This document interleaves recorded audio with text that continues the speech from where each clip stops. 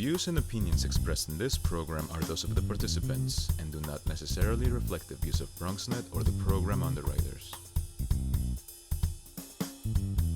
Hello, everyone, and welcome to Open, the one and only show that opens the Bronx and the rest of the world right to you. I'm your host, Daren Jaime, and today we're going to update you on what's happening in and around our borough as well as New York City. Coming up, we'll discuss the latest in regards to how New York City is responding to the coronavirus pandemic. And then we'll talk to the president from Lehman College as he talks discussing how the measures are now being implemented, helping students transition into distance learning. And then we're going to sit down with New York State Senator of the 31st District, Robert Jackson. He'll discuss his mission in providing COVID-19 rent relief within his district. And then a little later on, we're going to discuss some legal concerns. As nursing homes are trying to navigate through COVID-19, how are nursing homes and assisted living facilities coping during this pandemic? We'll talk with partners from the Fuchsberg Law Firm. And then we'll sit down with the Vice President of Student Success at Bronx Community College as they discuss enrollment and programs in the wake of the new online learning model taking effect now. And then what initiatives are actually available? And we're going to talk to a not-for-profit about just that. The initiatives that are available in improving your stress management and self-esteem for young girls during COVID-19. And then we'll take you to a program that's also assisting victims who are experiencing domestic violence and other criminal offenses. That is coming up a little bit later on in the show. So we encourage you to stay tuned because all this and much more is heading your way. Right now, we're officially open.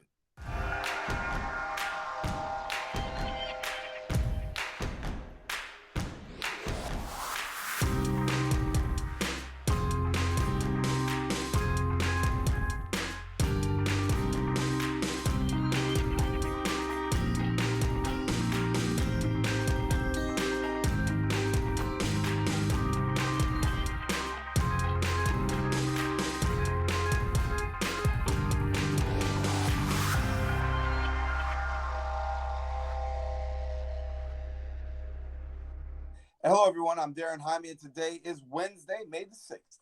And you're watching Open, a live interactive program that brings the Bronx and New York City straight to your TV sets.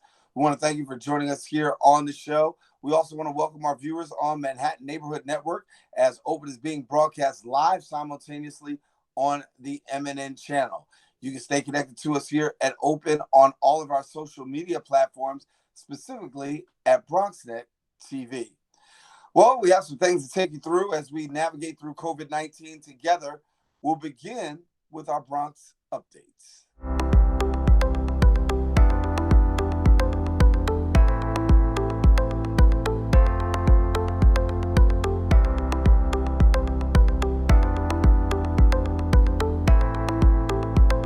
According to new statistics, nearly 1 in 5 persons across New York City have been affected by COVID-19. In a survey testing more than 15,000 New York residents, about 20% have tested positive for COVID-19 antibodies. That rate was highest in the Bronx, with nearly 28% testing positive. The antibody test helped health officials estimate the total number of people who have had the virus and how the body's immune system responds to an infection. According to preliminary test results, Hispanic and Latino New Yorkers were most likely to have COVID-19 antibodies, with more than a quarter of those testing positive, while men were likelier than women to test positive for antibodies. Well, in other news, New York City Mayor Bill de Blasio, as well as New York State Governor Andrew Cuomo, announced the MTA will disinfect the city's transit system, including the Metro North and Long Island railroads, as state and city continues to fight the COVID-19 pandemic. The MTA will provide free alternative transportation options to essential workers during the cleaning hours, 1 a.m. to 5 a.m. According to the governor and the MTA, the cleaning is expected to impact an estimated 11,000 riders nightly. The MTA launched the Essential Connector program, providing workers with alternative means of getting around, whether in buses or vans or for hire vehicles like Uber and Lyft. The MTA will compensate for the cost of those travels. Well, Governor of New York, I should say the governor of New York, Andrew Cuomo, is also saying that he is thinking about slightly and slowly reopening New York on May the 15th in some areas, but with detailed plans to closely monitor any resurgence of COVID-19. The governor informed the reopening would only affect areas less seriously affected by the virus, with hard-hit places like New York City continuing with the shutdown. Now, the governor did state that any region who plans to start to reopen on May the 15th will need to come up with a detailed plan, including how the rates of infection will be monitored, if healthcare capacity is enough to deal with any infection increase, and if infrastructure is in place to do both testing and tracing. And when the plans are approved, businesses will go back in 4 phases, with construction and manufacturing first, followed by professional services, retail, and then real estate, and then restaurants, food services, and accommodations. The last phase would involve the arts, entertainment, and recreation and business phase. The governor said if there's any spike in infections seen in any of the region, he would have to put a stop in place again. Well, that's all the time we have for our Bronx updates. We're going to continue our coverage of the coronavirus pandemic and how New York continues to navigate right after this.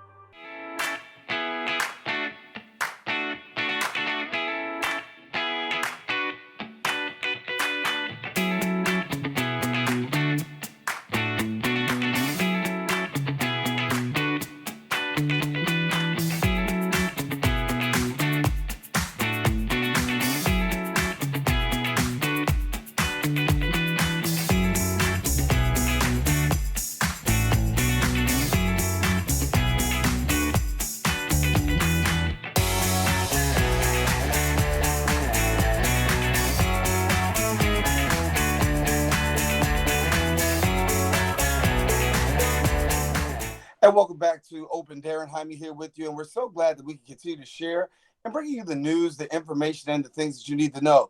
And as we said, of course, we're not in studio, but we continue to bring you important people, important information, and things virtually so that everybody can become better equipped to know how to navigate. And speaking of learning how to navigate, it's been a challenge for businesses, but it's also been a challenge for educational institutions. And so the campus of Lehman College, one of those who have been widely affected by COVID-19.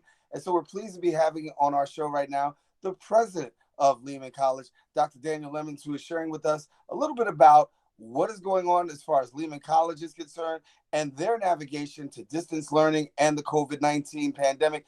Dr. Lemons, good to have you. Great to be here, Daren. Hey, thank you for taking the time to share with us. And, we're used to being a little bit closer, but of course, we're all forced to have this distance, social distancing due to COVID-19. Talk to us about the college per se. How are you guys navigating given the fact of this pandemic? You know, we've been in the same boat as all other colleges and universities across the country, right? Suddenly confronted with this problem. And like everybody else, it was sort of slowly dawning on us, right? We look back now, we're very smart now that we look back and we see exactly what everybody should have been doing. You know, I'm a scientist and a biologist, so I couldn't help myself. There was a meeting on February 28th that the state ed department and the Department of Health had for all the college leaders around the state. And they rolled out kind of, here's what we think is happening. At that time, there was one case in all of New York State. If you can think about that, go back to February 28th, there was one case. And they put the data up on the table, here's how many we've tested. And of course, it was very few people.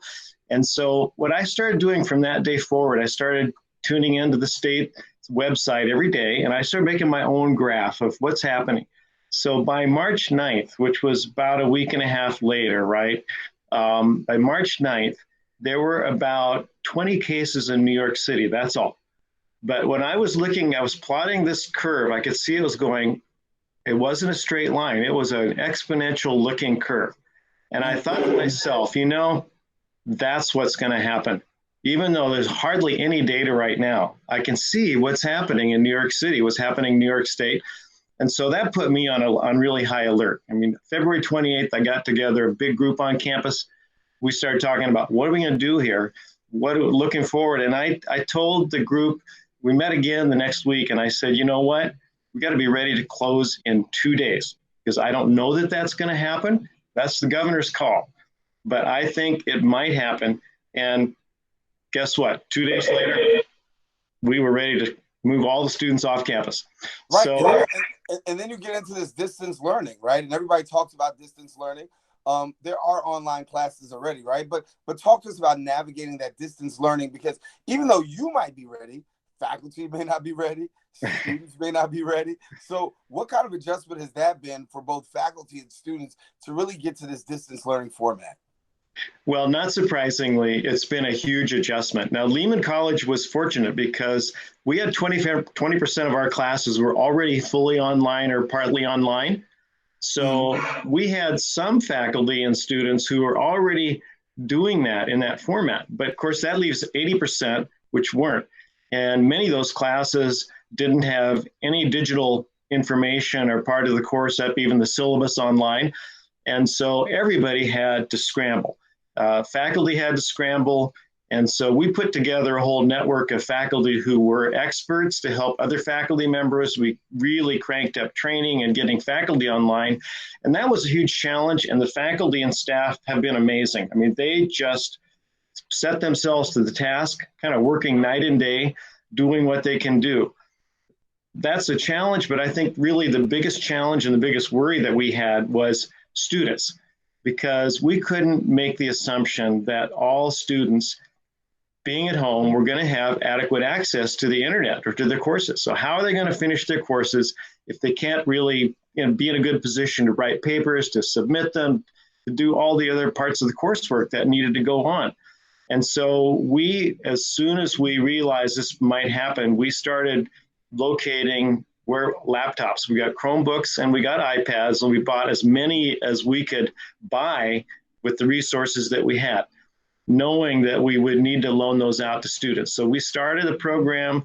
We had let students know right away, we're going to get together these machines for you, these either Chromebooks or iPads, and we'll try to get them to you. Then, of course, the issue became the students off campus, and we had kind of a week there where there was a time for everybody to kind of get going, get ready to do this. But even by then, we weren't ready because we had lots of students who didn't have their computers. And now it was getting tough for students to get around the city. It was dangerous, right? You want to get on a subway and come all the way to Lehman College. We didn't want students to do that. So we managed to start sending them out through UPS. And now, by now, we've loaned out about over 700 Chromebooks mainly and some iPads to students.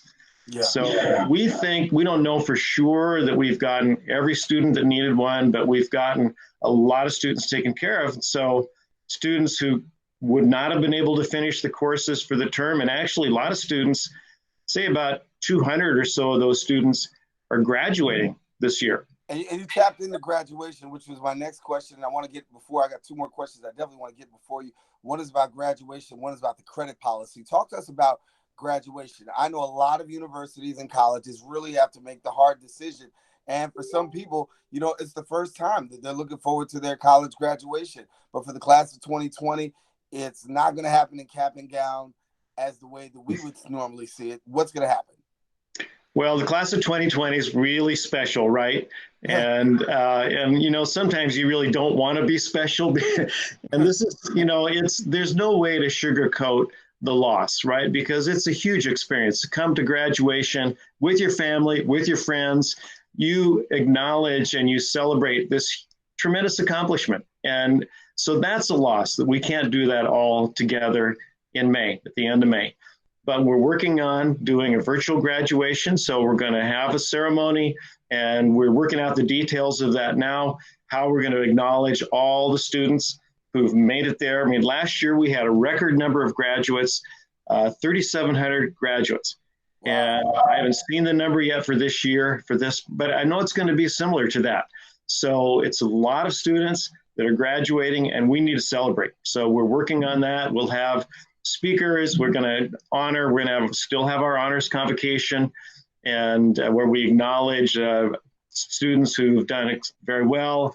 And graduation, we hope, will be special in its own way. Right.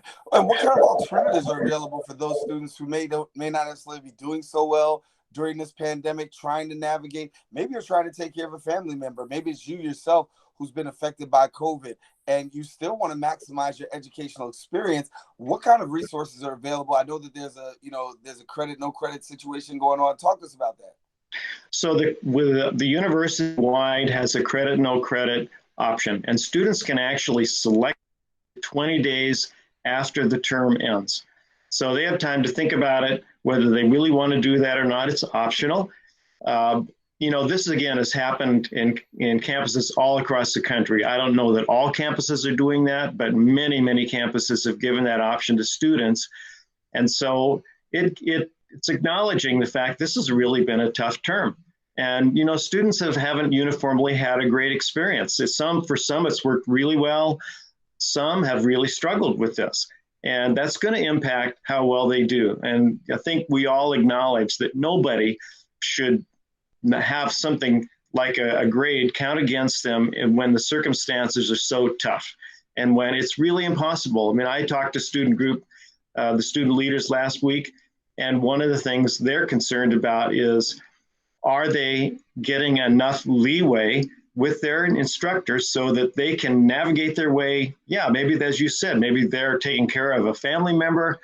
They're all in an apartment and not really able to leave very much, and it's really difficult to do the coursework. Maybe they've got children that are also trying to do their coursework. It's hard. And so they need some flexibility on deadlines and on getting this course, the term finished, getting their courses done. Yeah. Well, Dr. Daniel Lemons, I know you got a lot ahead of you and a lot in front of you. Definitely our prayers are with you. Thank you so much for your leadership and your guidance during this time. I'm sure the students of Lehman College certainly appreciate it. And I thank you for coming to share with us here on Open. Thanks so much for having me on. Hey, we'll see you soon, and hopefully we'll see you in person and in studio. I hope so. All right, Dr. Daniel Lemons, our guest here on Open. Want you to stay with us. We've got more show coming up right after this.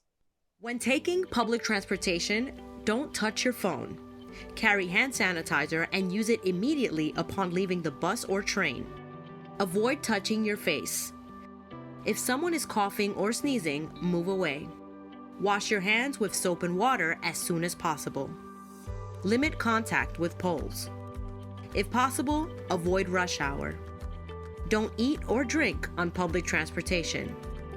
Keep your bag off the floor or other surfaces. Avoid directly touching turnstiles. Stay up to date with the latest from your local health department and CDC.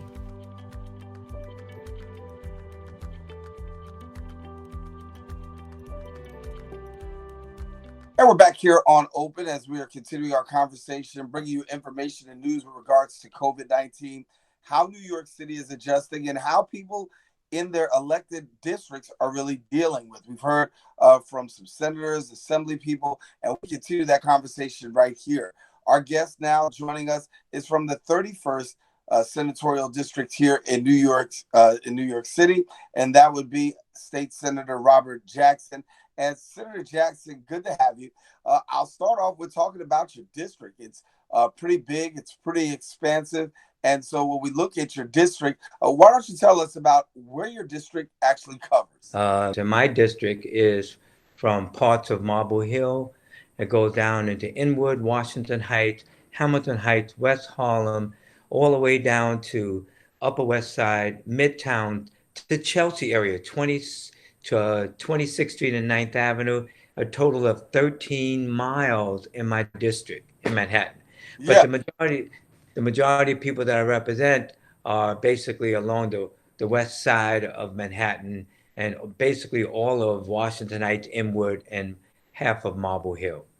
You got a lot of ground to cover. And in addition to having a lot of ground to cover, you got a lot of constituents to really deal with. And constituents' needs can be different between Manhattan and the Bronx. But talk to us about what you're hearing with boots on the ground in your particular district with regards to just navigating this whole COVID-19 pandemic. Well, navigating it obviously is easier for individuals that are younger and more computer savvy. Obviously, the older you get, and if you're not in tune with Facebook, Twitter, Instagram, and all of the other social medias, it's a little more difficult. So, like all of us had to get used to Zooming and other platforms in order to see each other and communicate with each other. But overall, the most important thing, what we try to do is we send out electronic updates about once a week, updating constituents that are a part of our electronic network, what's going on. And besides that, every like 2 months or so, we are sending our newsletter, which should be going out in about a week, to all of the people in the district that are registered voters. So that's our formal communication network. But besides that, obviously, we have Instagram, Twitter, Facebook, and all of the social media things to stay up in tune. That's important. But besides that, we have what we call mutual aid in the 31st Senatorial District, Mutual Aid NYC. So we're the only elected public officials office, to the best of my knowledge, in the state of New York that has established a mutual aid 31st Senatorial District, which basically in that mutual aid, we have about 200 pod leaders, in which, what are these pod leaders? These are individuals that have volunteered during this pandemic to help neighbors helping neighbors. If you need me to go to the grocery store, if you need me to go to the pharmacy, if you need me to go to the bank on your behalf, if you need for us to do your laundry because you can't do it, these are the things, basically neighbors helping neighbors. And that's extremely important. So we have about 200 in our senatorial district, about 50 in Inwood and Marble Hill, 50 in North Washington Heights, 50 in South Washington Heights, and 50 in the rest of the district going south. And that's what is very, very important, where you actually have hands-on. But besides that, we have our normal operations as a Senate office. And what do I mean by that? Obviously, we're not in the office. We haven't been in the office in over a month. Right. But if you call the office, one of my staff members in our community affairs office will answer the phone. So you're not getting an answer machine that, I'm sorry, we're not in the office, leave a message, we get back to you. The only way that it won't be answered if the actual community affairs office is on the phone with someone. So during the hours, basically of 9 to 5, it's answered just like if you came and walked into the office, which is very important. And let me ask the question here, because I know your phone has to be ringing with regards to those who are really struggling with the area of rent and looking for some rent relief. What can you tell your constituents? Because this is a huge problem for a lot of New Yorkers, and I know particularly in your senatorial district. Well, when you raise one of the largest issues that is being dealt with right now, as far as phone calls that are coming into the office, obviously one that's really on top of the list is unemployment insurance. Where's my check? Right.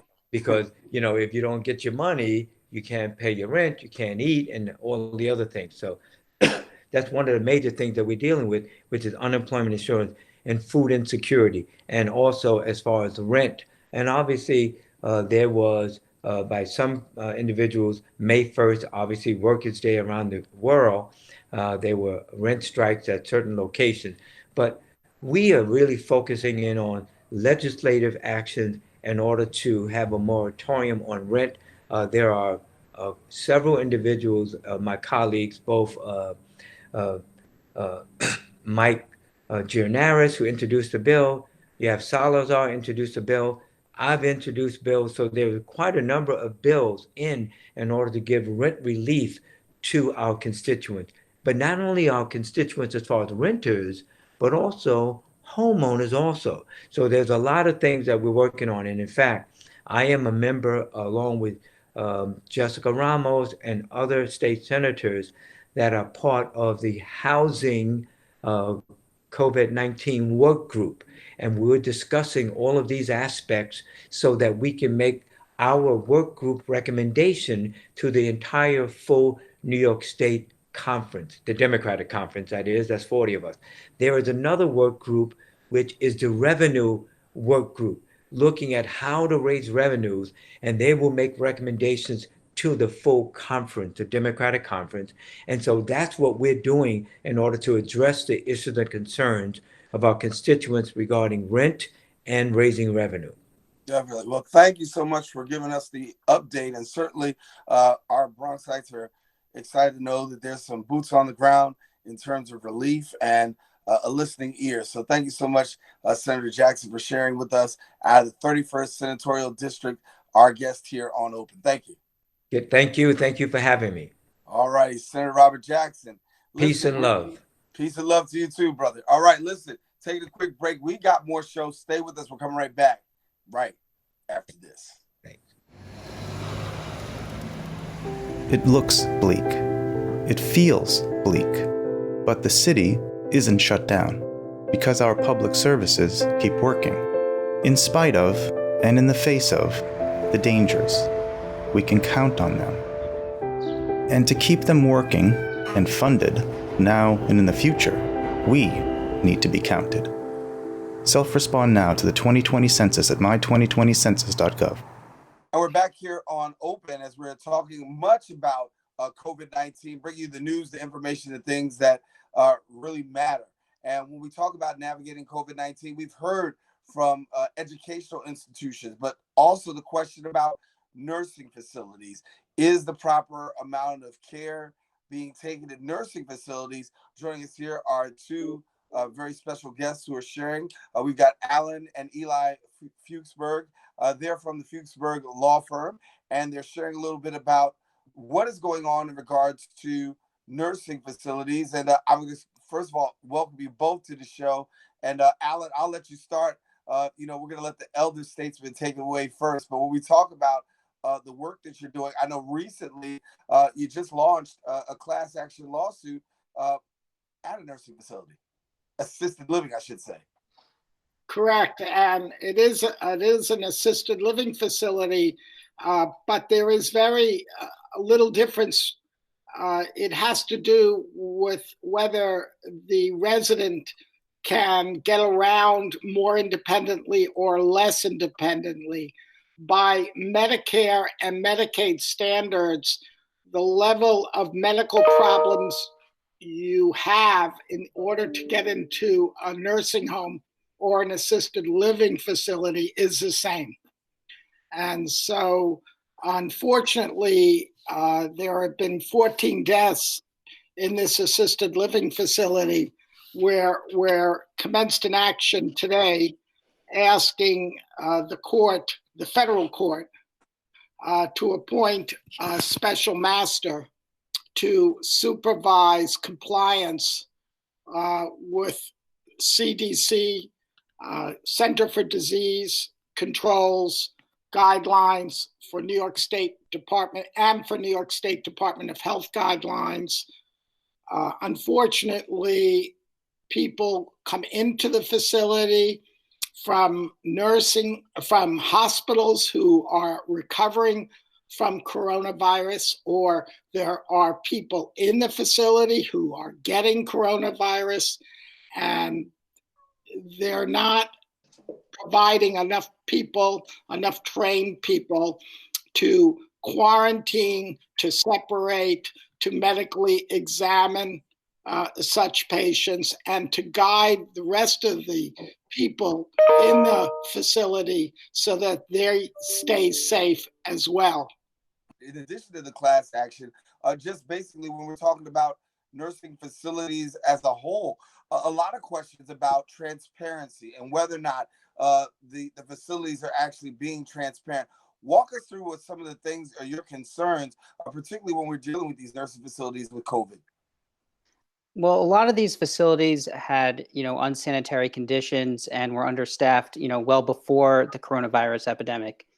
In Bronx, there's the King Harbor Multi-Center, which there had been a class action lawsuit since 2015, alleging that they were understaffed, that patients weren't being changed, that patients weren't being moved. An elderly patient needs to be moved from the bed to the chair. Also, they develop bed sores. They need to improve their circulation. So you had these problems before the coronavirus epidemic came.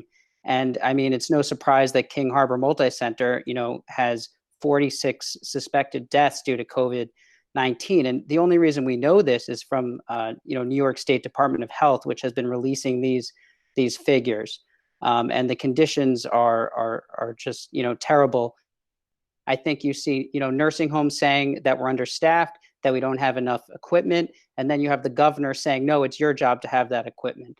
And, I think the nursing facilities themselves need to take some responsibility here. I mean, we have a client at our firm she was a nurse and a health worker, and, they were not providing masks or gloves to this worker. And she actually brought her own in and started wearing it. And the facility told her, no, we want to be consistent. We don't wear this mask. And, she ended up on a ventilator. And it was a very, disastrous outcome. And they didn't start, implementing these measures until it was too late. You see this at dialysis centers, a high spread of this disease. And, one of the cases that we're working on is actually it's in Brooklyn at the Cobble Hill Health Center, where there's been 55 fatalities. And the stories that you hear coming out of there are just horrendous, where there's just residents gasping for oxygen at night, calling for help, not being helped, where the staff is asking other, a 65-year-old patient to look after an 85-year-old patient. And that, that's what we're seeing in the case that we're filing later today at an assisted living facility. Yeah. And I want to bring Alan back. Talk to us a little bit about patient rights, right? Because so many times these rights are being violated. When does the light go off to say, listen, I need to really get some more involvement beyond just administration and going to administration and really going in a legal matter? When does it really start to hit that course? Because I think sometimes that's the question for a lot of families, because it's really sensitive. They're going through an emotional time, but they don't know when's the difference between, all right, I'll stop here with the administrative and now let's move to a legal. Correct. So there's two ways to look at it, but looking at it from the fact that we're all connected to people who are in nursing homes or assisted living. They could be our parents, our sister, our brother, our favorite cousin, our favorite uncle. And for the facility to not tell you what's going on there, to not communicate with you that we just allowed in a resident who is coming out of a hospital with coronavirus, or that we have people in the facility that have coronavirus, you're taking away from these family members the options of picking these people up, of voicing complaints, of demanding that you do more. And so that's one way to look at it from a family point of view. From a legal point of view of when does a family go into court, our perspective is about compelling these places to do a better job, these nursing homes, these assisted living facilities. Some of them do great jobs, but a lot of them are falling well below. We know there's a history of understaffing, and it's really coming to shine at this point. The main point that I want to make, yes, nursing home residents are more at risk, but that's why we have to draw our attention there and not be resigned to it. There are many lives that could be saved and people's health kept by paying more attention, not giving up. Yeah. Alan, Eli, unfortunately, that's all the time we have for our segment, but we will continue to stay connected to you. We want you to give us some updates and let us know how these things are working in the nursing facilities and what resolution, if any, that you actually reach in these particular cases. And so thank you so much, Alan and Eli Fuchsberg. Thank you so much for being with us here on Open. Thank you, Darren, for having us. Thank you. Stay safe. Hey, great. You stay safe as well. And listen, we want you to stay with us. We've got more show coming up. We'll be right back right after We this. will. Take care.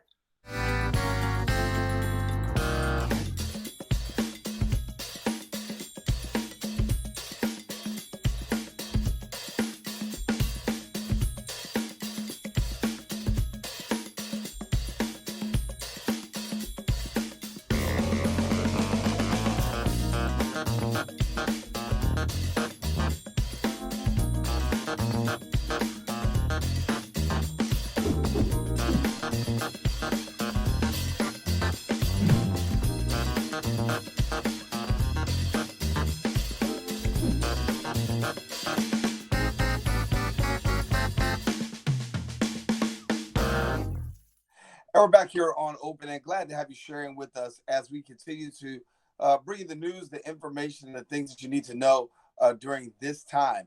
And one of the things that we are taking a look at here at Open is how colleges and universities are being affected, particularly through the COVID-19 pandemic. You heard earlier from our Lehman College president, but now we want to shift and go down to Bronx Community College, where we can get a better idea as how students are actually navigating through this COVID pandemic. Our guest right now joining us is Dr. Irene Delgado. She is the Vice President for Student Success at Bronx Community College, and she's our guest here on Open. Dr. Delgado, good to have you sharing with us here on Open. Thank you so much for having me. And thank you for this opportunity to speak about Bronx Community College, which is under the wonderful leadership of Chancellor Felix Matos and our president, Thomas Sekenegbe. Their commitment to the BCC students has never been greater. Yeah. Well, talk to us about, BCC right now, navigating through this tough time.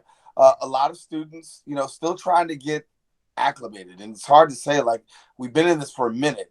But I know that even for students, as well as faculty, there's this great, trying to get acclimated. So talk to us about where you are and how do you see things?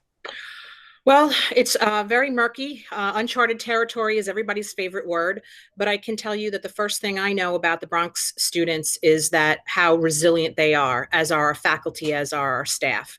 So the first thing that when this happened, in a matter of 6 days, we moved 90% of our classes to an online format.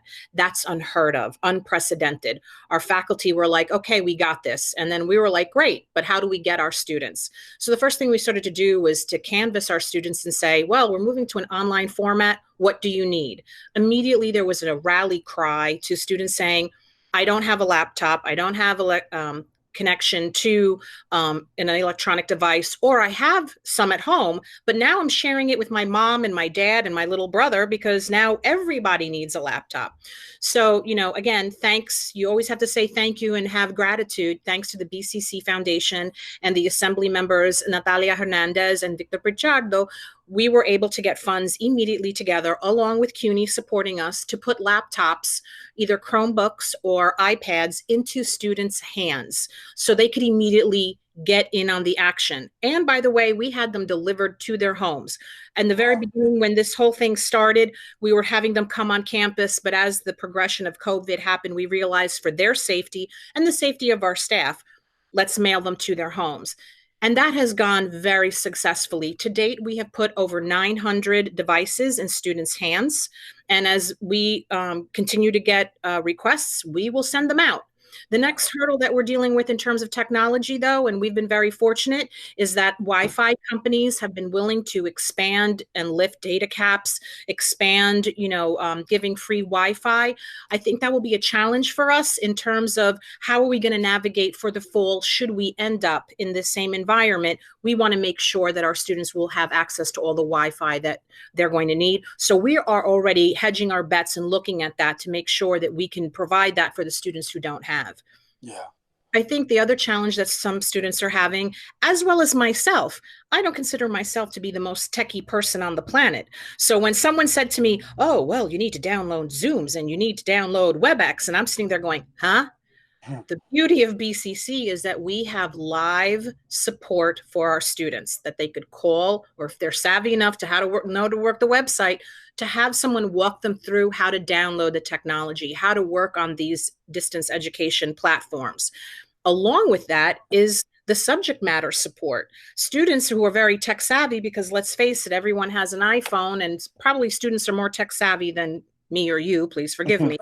The challenge then becomes, well, I'm still struggling in calculus, whether I'm sitting in the classroom taking calculus or algebra or accounting. I'm now at home struggling, and we immediately set up live tutoring. Students can schedule an appointment and see their tutor live on their screen, helping them walk through the problems. And I think that takes a huge load off our students, knowing that they have that resource available, that just because we are not on campus, we are all online. And the objective is to keep them on track. Well, talk to us about students who may be having that challenge, right? Because I've talked previously with Lehman College, and they've talked about the credit, no credit policy. Obviously, for BCC students, I believe the same policy is also available. Yes, the credit no credit policy was designed at CUNY Central, which now means that it applies to all the CUNY campuses. So if a student, let's say, is struggling and they know that this is not their best work, despite the resources that we have for them, they can say, you know what? I don't want to have to take a D and bring my average down. Students will have 20 days after the first day of grades being posted to decide whether or not that one class or all their classes can go to a credit, no credit environment. What does that mean? It means that instead of getting a D, they will get credit for the course and their GPA will not be affected. And that's a huge win for our students. And it will not impact their rate of progress in terms of financial aid, because financial aid is critical to our students, which is another thing I want to talk about. All our offices are working remotely. So our students can pick up the phone, leave a message on the financial aid line, and a financial aid advisor will call them back to walk them through their FAFSA form, to walk them through, if they've been selected for verification, how to upload the documents that they need, so they don't end up with a big bill on top of all of this. And so when we talk about that bill, obviously a lot of students are concerned about, paying that bill and navigating. But certainly for BCC students, an opportunity to tap into some distance learning. And as everybody's doing some navigating, I think you and I are a great testimony that, we just got to make the adjustments. Just have to make the adjustments. I think students need to be patient, as well as our faculty and our staff. And I think the world as a whole, this is a whole new environment for everybody. And when you are faced with the unknown, people get scared, people get anxious, people get stressed. Are they going to have a job? Where are their finances? Just going out to get your basic necessity is now becoming a challenge. One of the other support services that we are giving to our students is that all our offices for personal counseling are working remotely. Again, another great thing about the new generation, there isn't as much stigma about going to speak to a therapist. I know our generation, that would be the end of the world. Our students are so much more resilient than that and don't carry that stigma. So our students can call, leave a message, and a mental health counselor will call them back. It's free, it's confidential, and it's to talk to a professional to how do you deal with all of this stress of so much unknown and being at home and knowing that your parents are stressed, or if our student is the adult and they have children, how are they managing all these things? So these are all this layers. It's a very holistic approach to making sure our students rise above and get across that stage, which for us, we graduate over 2,000 students every May. Unfortunately, we will not at this moment be having a ceremony in May the way we typically do, crossing the stage. We are only postponing that. And that's something that I want to reassure the students. Their big day of wearing that robe and their cords and their mortarboard will be coming. In the interim, we are going to do electronic celebration. We want to commemorate this in some way. So we're working on a virtual yearbook with every student and their name and what their major is. We're reaching out to those students so they can send us fun pictures and quotes. So we don't want it to go unmarked for the moment, but down the road, we will for sure be having a commencement, because that, I know as a first generation Latina, walking across that stage made my parents so proud. These students have people who have been rooting for them and their network, and they deserve that big day. When that big day is going to happen, we're not sure yet. That all depends on the safety and security. Trying to figure it out. But it will happen, and I don't want students to get disillusioned. Well, no, Dr. Gal, thank you so much for coming and sharing with us. Certainly, we're going to take a look at BCC and see how you guys continue to navigate through this process. But it's good to hear that students are really tapped in and making the adjustment. We'll continue to make the adjustment. Great having you, and thanks for being with us here on Open. Thank you. Be safe, everybody. Thank you. And listen, we want you to stay connected to us here on Open. We're taking a quick break. We've got more show. We're coming right back right after this. Who's most at risk for coronavirus? People over 65, people with underlying medical conditions like heart disease, chronic lung disease, asthma, diabetes, people undergoing cancer treatment, and people with weakened immune systems. What should you do if you or a loved one is at higher risk? Avoid close contact with people. Avoid crowds. Stay home if you can. Wash your hands frequently. Learn more ways to protect yourself and others at coronavirus.gov. And we're back here on Open. Daren Jaime here with you. We're bringing you the news, the information, and the people that you need to know for such a time as this. And talking about organizations that are really trying to navigate, many organizations are really stuck with how do you navigate digital, working it out. It's a struggle for a lot of people. And so we're pleased to be joined by the head of one organization who will give us a little bit more about what's going on with them and how they're navigating. We're pleased to be joined by Dr. Pamela Moraldo, who's the Chief Executive Officer of Girls Inc. And Dr. Moraldo, good to have you. Thank you, Darren. Wonderful to be here on a Monday morning. The sun is out, and I don't know about you, but I got out this weekend for the first time in a long time, and you can feel it in the air that things are starting to go back to a normal pace. Yeah, I don't know if it'll ever be a normal pace, but it'll be new pace. You know, I call it a new pace. But talk to us about how you guys have actually tried to navigate with Girls Inc. Because as we said, it's a dramatic and traumatic shift and adjustment that you've had to make. You are so right, Darren. We have had to pivot big time. And we have people on my senior staff. Our vice president for programs actually is from the Bronx. We serve over 1,000 girls in the Bronx. We have programs all over, and the way they have moved quickly to do everything virtually is amazing. You know, the Bronx is one of the hardest hit, I'm sure you know, communities in the city. And we have really stories every day of the girls in our programs that are struggling because their parents are essential workers, so they sent them to live with their relatives so they wouldn't be exposed, or people who lost their jobs, gas and electricity shut off, or people that only have one laptop per family. We have set up something called Wellness Wednesdays, and on Tuesdays and Thursdays, and then we have a health and wellness salon. Girls and their families can tune in. We could get, in the case I mentioned, we got the gas and electricity turned back on. We're helping them get the technology they need to continue their lessons. And, you know, girls and adolescents, the main thing, they're not like boys. Boys go through a period where Erik Erikson, the famous psychologist, called separation individuation, where the boys learn to be separate from their parents and on their own. Girls don't go through the same thing. For girls, getting to adulthood and going through that tough adolescent period is all about connection. That's how they grow. Girls are emotional, connected animals. And so, you know, we love to be in connection with others, and that's what we're providing, along with the wonderful programs that we have. Girls Inc. of New York City delivers programs. We say our mission is to inspire all girls to be strong, smart, and bold. Well, we do that by delivering programs that they don't get in high school, like financial literacy, Mind Body Matters, which we're providing now. The whole thing is digitized to help them cope, to help them seek connection, to find a way to continue their education. And go ahead. No, and I was going to talk about, because I know that, you know, you talked about getting together. I want to talk about a little bit that spring virtual gathering of getting together, because you know, that's one of the ways that you're doing it. You beat me to it, Darren. Yeah. Connect. We say, yes, you got to social distance, but you have to stay emotionally connected. It's vital to your health, your mental health, your physical health. We're going to have a big virtual gathering.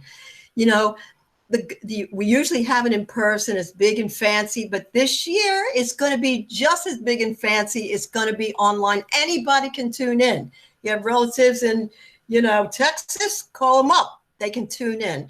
And we're going to have a lot of celebrities. We're going to really be able to talk to the people that call in. We'll be able to have, that kind of connection. We'll have a live session, and we're going to celebrate the Girls Inc. community and our connectedness with each other. What are you hearing from your girls and your staff during this time about what's really most needed for them now? Emotional connection, support. Many times a parent has to work because the girl's home by herself. They really miss their friends. If you remember when you were a teenager, it's all about your friends and your peers. They miss their whole frame of reference, their whole context. And a lot of times they have a family member that's sick that they have to help take care of. And so they worry about their own health. They feel isolated and alone most of all. And you probably already know this, but even before COVID struck, we had a real epidemic of mental illness among girls in New York City. Higher suicide rates, higher rates of depression, anxiety. They were spiking even before this. So something like this, if you look around, everything, all the weaknesses in our safety net that existed before are on steroids now. They're all blown up. And so Girls Inc. of New York City is like a port in the storm. As I said, my vice president for programs comes from the Bronx. We've hired people that come from the communities we serve, and so they understand. They feel their pain, and our mantra is stay connected, stay connected, stay connected. We'll get you through this. That's what you have to do. And Dr. Moraldo, thank you so much for joining us. If people want more information, please go to Girls Inc. girlsincnyc.org. You can get all the connected information there. Thank you for taking the time and sharing with us, and keep doing great things during this time. You're wonderful, Darren. I hope you'll have me back when the dust settles. Yes, we will get back to the studio eventually, and be glad to have you sitting in front of me. Have a great week. Thank you, Darren. Hey, ciao. You too. Take care. Bye-bye. Dr. Moraldo, our pleasure. guest here on Open. Listen, we got more shows. Stay with us. We're coming right back right after this. Why should young people care about the spread of coronavirus? Well, we know that people with underlying medical conditions over the age of 60 are at highest risk, but they've got to get it from somebody. So we're asking everyone to be selfless for others so that we can protect those who are most susceptible. Not going to bars, not going to restaurants. It all just means physical separation so that you have a space between you and others. For more information on how you can social distance, please go to coronavirus.gov.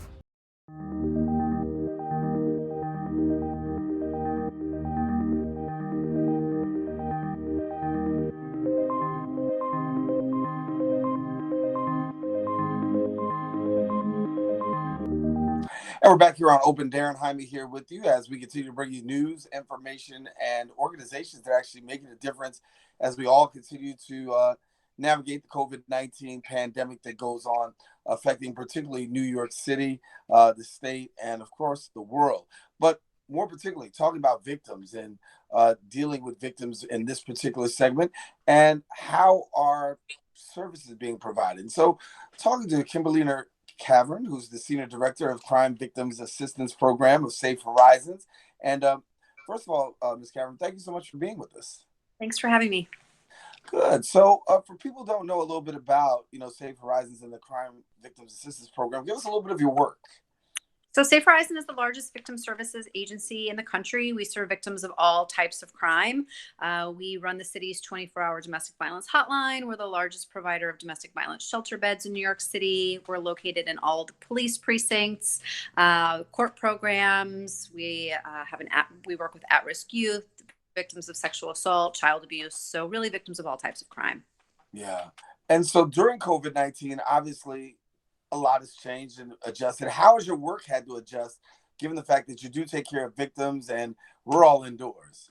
Yeah, well, many of our programs are remote.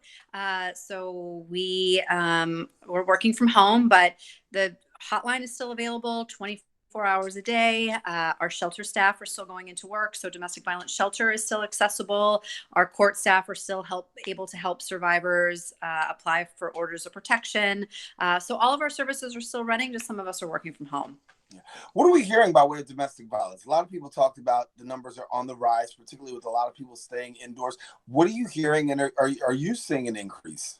Yeah, so we went down a little bit in the very beginning of this, but over the past couple of weeks, numbers have started to go up. So we've seen about a 50% increase in calls to our hotline in the last week.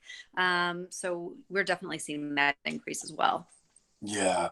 And when we talk about the Victims Assistance Program, providing support for victims in so many different kinds of ways. When somebody's a victim, what resources are actually available for them for a time of need?